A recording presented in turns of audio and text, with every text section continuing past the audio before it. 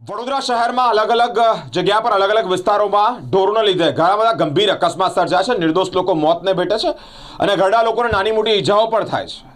એવા અનેક કિસ્સાઓ આપણે જોયા। વડોદરા મહાનગરપાલિકાની ટીમ આ અંતર્ગત એક્શન મોડમાં આવી છે, પરંતુ પ્રશ્નાર્થ એ છે કે શું ઢોર શાખાની ટીમ આ ઢોર પાર્ટી નિષ્ઠાપૂર્વક પોતાનું કામ કરે છે, પોતાની ફરજ અદા કરે છે?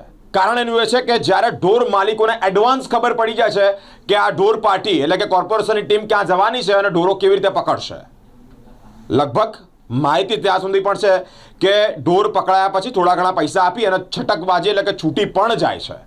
વિપક્ષના નેતાએ અનેક પ્રશ્નાર્થ ઊભા કર્યા છે। ચંદ્રકાંતભાઈ શ્રીવાસ્તવે કહ્યું છે કે ઢોર પાર્ટી ફૂટેલી છે। તે લોકોને એડવાન્સ ખબર પડી છે, ઢોર માલિકોને એડવાન્સ ખબર પડી છે કે અહીંયા ઢોર પાર્ટી આવવાની છે, એટલે ત્યાંથી ઢોરોને ભગાડી દેવામાં આવે છે। મહાનગરપાલિકા વડોદરા શહેરના લોકોની સુખાકારી માટે અનેક સુવિધાઓ ઊભી કરે છે અને કાયદા કાનૂન ઊભા કરે છે, પરંતુ એ કાયદાઓ તોડવામાં સપોર્ટ કોણ કરે છે? એ જ અધિકારીઓ કે જે અધિકારીઓને ખબર પડે છે કે કયા દરવાજે પાછલા દરવાજો કયો છે, પાછળની ગલી ક્યાં છે, ક્યાંથી છટકબાજી શોધાશે।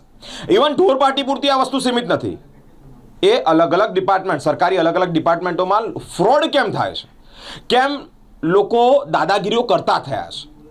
નિયમ છે, નિયમ બનાવવામાં આવે અને નિયમ તૂટે એ તોડવામાં અધિકારીઓ જ લોકોને સપોર્ટ કરતા હોય તેવી પણ બાતમી અને તેવી પણ અલગ અલગ રીતે માહિતીઓ સામે આવતી હોય છે। મહત્વની બાબત એ છે કે ઢોર પાર્ટી, વડોદરા મહાનગરપાલિકાની ઢોર પાર્ટી પર અનેક પ્રશ્નાર્થ ઊભા થયા છે, તેઓની કાર્યવાહી પણ પ્રશ્નાર્થ ઊભા થયા છે, કારણ કે ઢોરો છૂટી જાય છે, પકડેલા ઢોરોને તરત જ છોડી દેવામાં આવે છે, એમનો દંડ છે, દંડ ભરાઈને તરત છોડી દેવામાં આવે છે।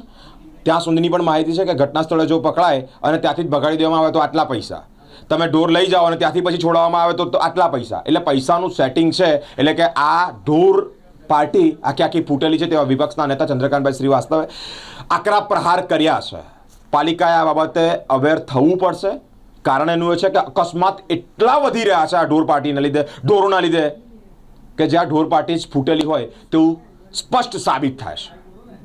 ઢોરો શહેરમાં વધી રહ્યા છે તેનો કોઈ પ્રશ્ન નથી, પરંતુ પોતાના ક્રાઇટેરિયા એટલે કે પોતાના પ્રોટોકોલ પ્રમાણે જ્યારે આ કામ થતા હોય ત્યારે સ્વાભાવિકપણે આવા અકસ્માતો વધવાના।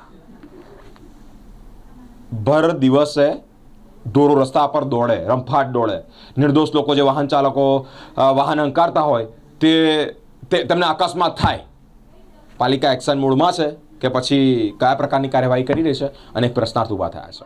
મહાનગરપાલિકાના વિપક્ષના નેતાએ ગંભીર આક્ષેપ કર્યા છે, કહ્યું કે તંત્ર ફૂટેલું છે, ઢોર પકડવા જાઓ તે પહેલા જ ઢોર માલિકોને ખબર પડી જાય છે, રોજ ઢોર પાર્ટી આખા શહેરમાં ફરે તે હવે તે જરૂરી બન્યું છે, ઢોરોને રસ્તા પર ના આવવા માટે નિયંત્રિત કરવું તે જરૂર છે। પાલિકા તંત્ર રખડતા ઢોરોને પકડવામાં નિષ્ફળ છે, નિર્દોષ નાગરિકના જીવની ચિંતા પાલિકાએ કરવી પડશે। ઢોર ડબ્બા પાર્ટીની કામગીરી વહાલા દવાલાની નીતિ અપનાવી રહી છે તેવું પણ લાગ્યું છે। પહેલી વાત તો નિયંત્રણ રાખવા માટે અહીંથી સ્ટાફ જાય છે અને જવું હોય તો પછી ચારે બાજુ જવું જોઈએ।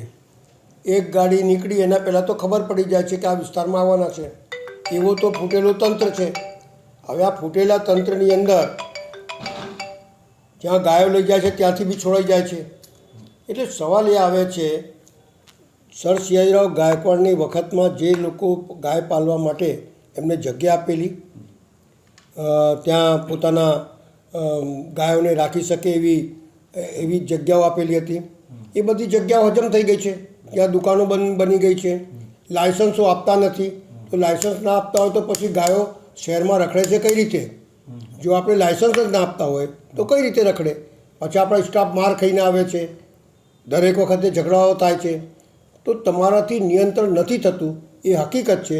અને રામ ભરોસે આ વડોદરા શહેરના યુવાનોને, લોકોને છોડી દીધા છે।